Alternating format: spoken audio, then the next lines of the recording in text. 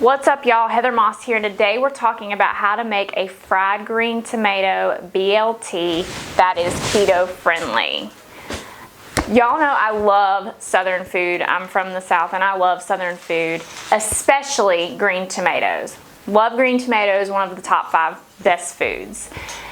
But we're also on the keto diet right now, so I needed to find a way to make fried green tomatoes that was enough and filling for dinner, but also keto friendly. So, fried green tomato BLT to the rescue.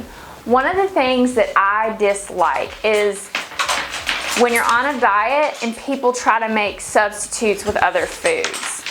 I don't want fake bread. So you'll notice my recipe has no bread in it. I'm just not a fan. People take zucchini and they make it into noodles. Noodles are great, zucchini is great. I would rather just make that zucchini the best zucchini it can be than try to fake it into noodles. Like, I know the difference. I know what pasta tastes like. I remember. So, we're not gonna use any bread for this recipe. So the first thing that we do is we're gonna get our bacon ready. I don't cook my bacon on the stove anymore. It's a pain to me to sit there and have to do different batches of bacon. It splatters everywhere. I'm always worried about the kids running by and getting splattered by bacon grease. So what I do is I turn my oven on to 415, and then I line a sheet pan with aluminum foil, and then I just lay my bacon out on that sheet pan and cook it in the oven.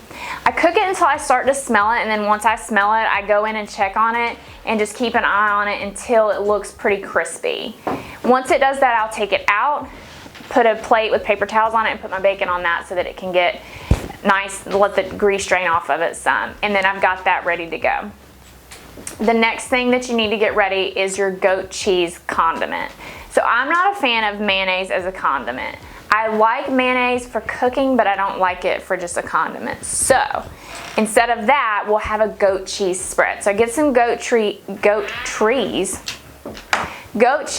bring it to room temperature, close to room temperature, just leave it out for 5-10 minutes. And then I chop up some fresh flat leaf parsley, salt and pepper, and I just mix that up. And that's gonna have a nice fresh flavor that goes really well with some of the more fried and greasy ingredients. Obviously you need lettuce as well, so wash your lettuce and set it down. You don't have to do a whole lot with that. So once you've got those parts done, it's time to work on our fried green tomatoes. I need to have a heart-to-heart with you, with everyone, not just you, but everyone. Restaurants, everybody.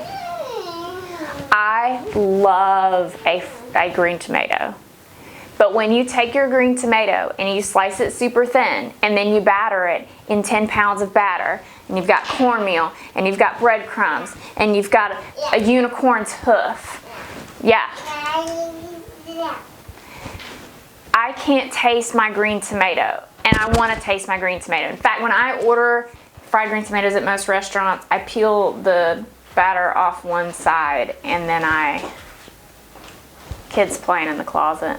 And then I salt it some more. That's the other thing. I find that there's not enough salt, and once you take that batter off, that salt's gone anyhow. So when I make my fried green tomatoes at home, even when I'm not doing keto, I just batter them in flour. I also cut them relatively thick because I really want to cut in and bite into that green tomato soury, salty deliciousness. So I started to think to myself, I could probably do the flour. It's not that many calories if you're just coating something in flour. Or not calories, carbs. But why not eliminate them and see if we can fry them without? So what I did was just stick my sliced up green tomatoes in, I probably have vegetable oil that I've brought up to like medium-high heat. And they were great. They were great. So medium-high heat on your oil. Throw your slices of green tomato in the oil. And you want to cook them until you see them start to get kind of brown around the edges, and then flip them and cook them again until you see some more brown around the edges. Usually, depending on the heat of your oil, it's 3 to 4 minutes, maybe a little bit longer. Sometimes I let them go a little bit longer. When you pull them out, they're not going to be super crispy, okay? That's not what we're going for here. We're going more for flavor and let that texture kind of be what it is. So pull those out of the oil, put them on some paper towels on a plate to drain, and immediately salt them. Salt is great with these because they've kind of got a salty, kind of soury flavor, and it's great. So you salt them. And now you've got all those set up. So now you've got your green tomatoes, you got your bacon, you got your lettuce, you got your goat cheese mixture. Let's build this thing. So we're gonna get our clean plate, or dirty, whatever. I'm not judging. Maybe you didn't want to do dishes, that's all right. It's fine. So we're gonna take our plate, we're gonna smear some of our goat cheese mixture on the bottom. Then we're gonna lay 2 to 3 slices kind of out in like sandwich form on top of our goat cheese.